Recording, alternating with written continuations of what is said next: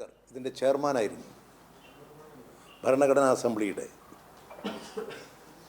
3 പ്രശ്നങ്ങൾ ഉയർന്നു വന്നു. ഒന്ന്, ഗവർണർ പദവി ആവശ്യമുണ്ടോ?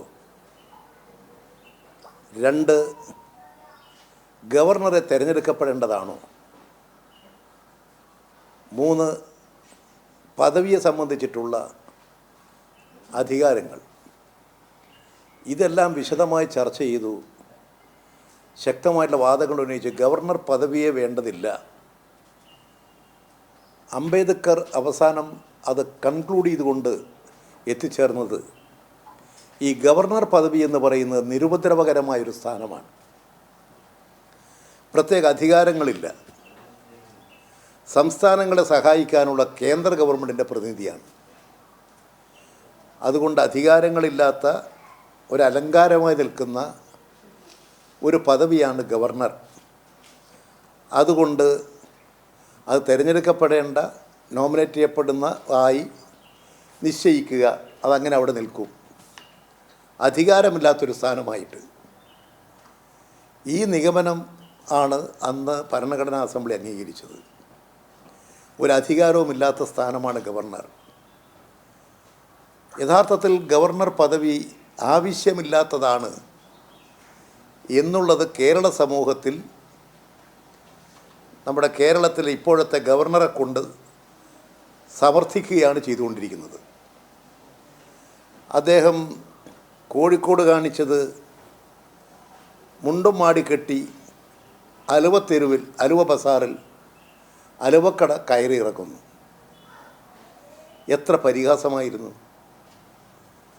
ഇന്ന് കൊല്ലത്ത് പ്രതിഷേധമുണ്ടാകും.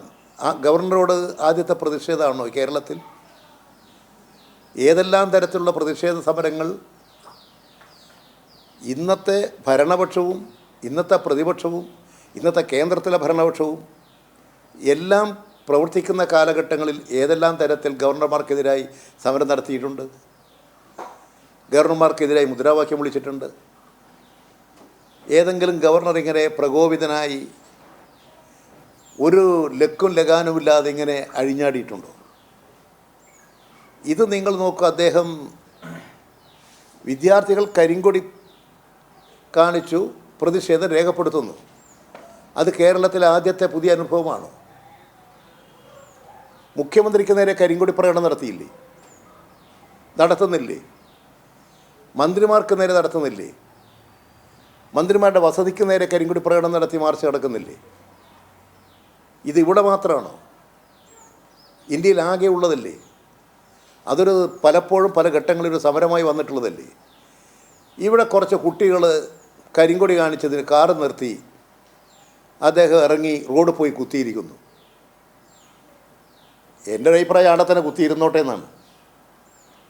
ഒരു വലിയ കുട വെച്ച് കൊടുത്ത് ആ വെയിലാടി ഇരിക്കട്ടെ കുറച്ച് കാലം, കുടിക്കാൻ കുറച്ച് വെള്ളവും കൊണ്ട് കൊടുക്കുക. അദ്ദേഹം ഒരു ഗവർണറാണ്.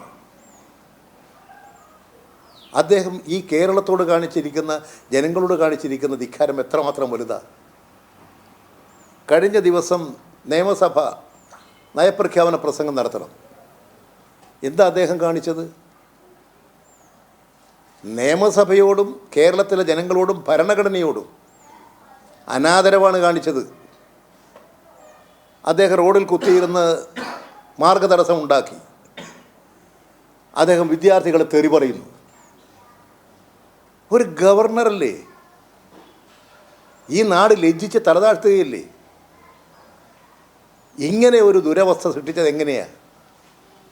കേന്ദ്രം ഭരിക്കുന്ന ഭരണാധികാരികളാണ് ഇതിന് മറുപടി പറയേണ്ടത്. ഇവിടെ മറുപടി പറയേണ്ടത് കേന്ദ്ര ഭരണകക്ഷിയാണ്. അവരാണ് ഇദ്ദേഹത്തെ ഇങ്ങനെ അഴിഞ്ഞാടാൻ അനുവദിച്ചിരിക്കുന്നത്.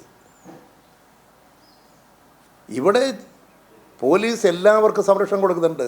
കേസെടുക്കാൻ പറയാൻ ഒരു വണ്ടി നിർത്തി ഇറങ്ങിയിട്ട് അവർക്ക് നേരെ കേസെടുക്കൂ. അത് പറയാനും കേസെടുപ്പിക്കാനും ഗവർണർക്കാരാ അധികാരം കൊടുത്തത്? അതിന് ഗവർണർക്ക് എന്താ അധികാരം? കേസ് രജിസ്റ്റർ ചെയ്ത് FIR ഇട്ടാലേ ഞാനിവിടെ എഴുതേക്കൂ പറയാൻ ഗവർണർക്ക് എന്താ അധികാരം? ഗവർണറാണോ പോലീസ്? ഗവർണറാണോ ഇവിടെ നിയമവും ക്രമസമാധാനവും സംരക്ഷിക്കുന്നത്? എന്ത് അടിസ്ഥാനത്തിലാണ് അദ്ദേഹം പറയുന്നത്? ഏത് നിയമത്തിൻ്റെ പിൻബലത്തിലാണ്?